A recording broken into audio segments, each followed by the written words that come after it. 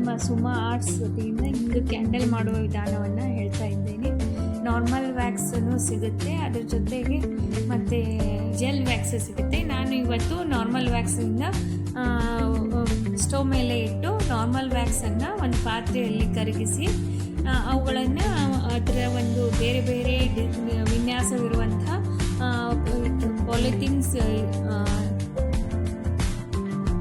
Polythene design ಇರುವಂತಹ ಸಾಚೆಗಳು ಸಿಗುತ್ತವೆ.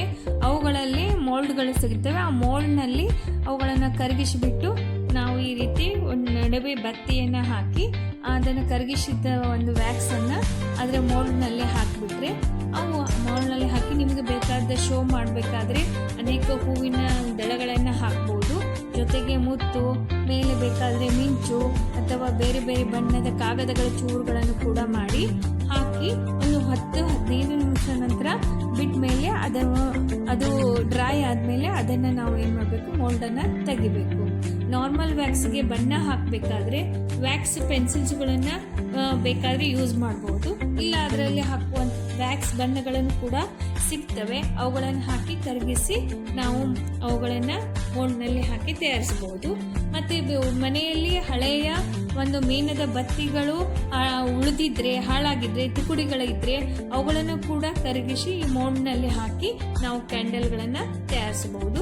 ಬೇರೆ ಬೇರೆ ವಿನ್ಯಾಸದ ಕ್ಯಾಂಡಲ್ಗಳನ್ನು ತಯಾರಿಸುವ ವಿಧಾನವನ್ನು ನಾನು ಇಂದು ತೋರಿಸಿದ್ದೇನೆ.